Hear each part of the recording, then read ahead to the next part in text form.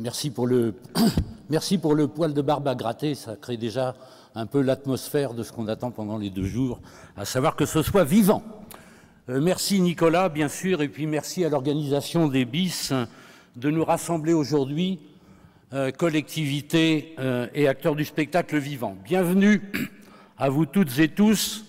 Vous êtes de plus en plus nombreux à ces biennales internationales du spectacle et visiblement, vous ne venez pas seulement pour tenir un stand, pour faire votre marché ou pour rencontrer les amis, mais bien et surtout pour échanger, pour débattre et pour participer à la construction de l'avenir plus que jamais menacé de vos professions. Alors 2008, souvenez-vous, c'était les graves menaces sur l'intermittence qui principalement nous conduisait ici.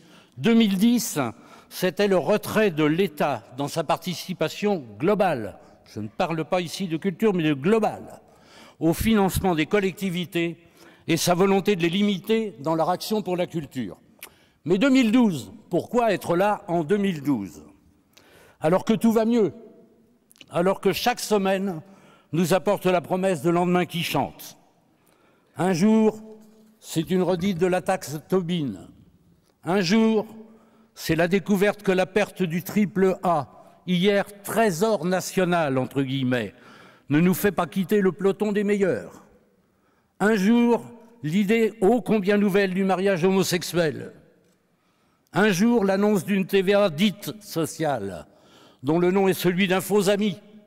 Et le président sortant nous promet la suite pour la fin du mois.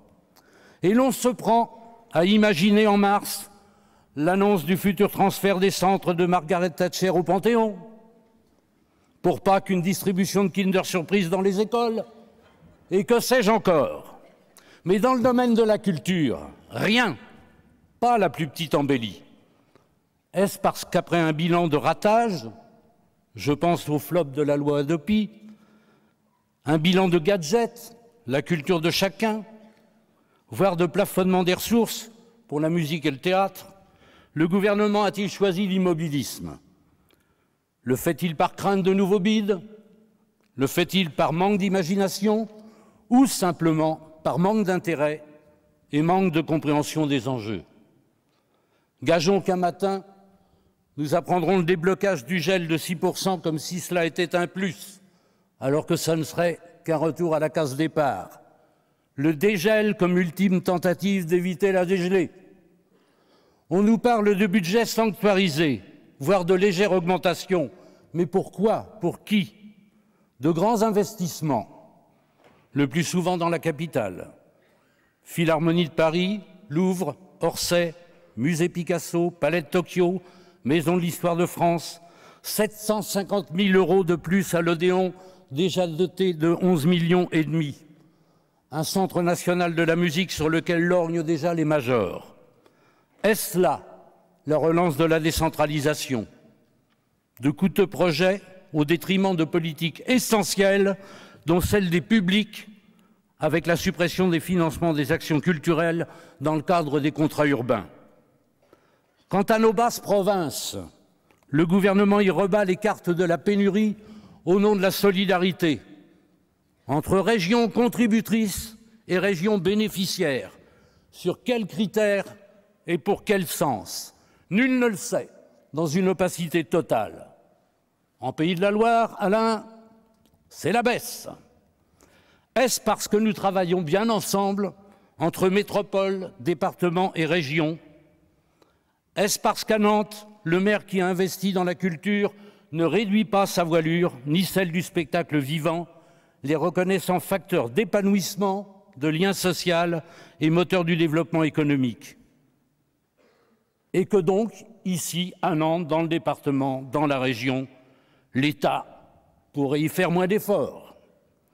Car à Nantes, la politique nationale du déshabillage de Pierre pour habiller Paul se concrétise bien et bien par moins 25 000 € à Royal Deluxe, moins 35 000 € au lieu unique, pourtant scène nationale, moins 70 000 € d'ailleurs à partir de l'an prochain, moins 20 000 € à la folle journée, et que les autres ne se rassurent pas d'être épargnés En cas de non-changement, nous le pensons bien tous, le 6 mai viendra leur mauvais tour.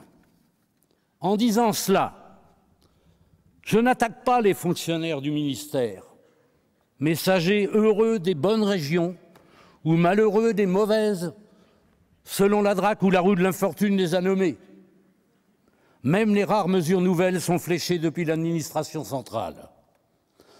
Face à ces renoncements du pouvoir, année après année, les collectivités territoriales, elles jouent leur rôle, mais veulent être reconnues comme décideurs et non désormais simples applicateurs des prescriptions de l'État.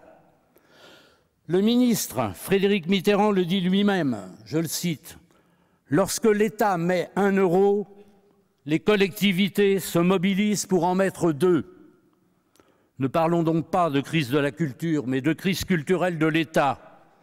Cette réalité doit dès lors aboutir à une remise à plat des relations entre l'État et les collectivités pour nous permettre d'imaginer dans nos territoires une nouvelle ambition pour une culture vraiment partagée et généreuse avec ceux qui l'inventent, la diffusent et la servent.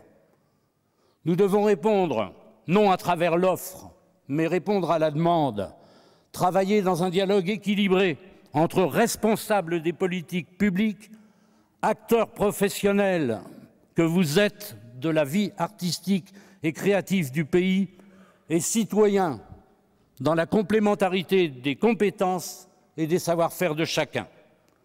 Nous devons aussi nous appuyer sur ce nouvel espace de démocratisation qu'est le web, qui apporte à domicile chez la plupart des Français l'art et la connaissance.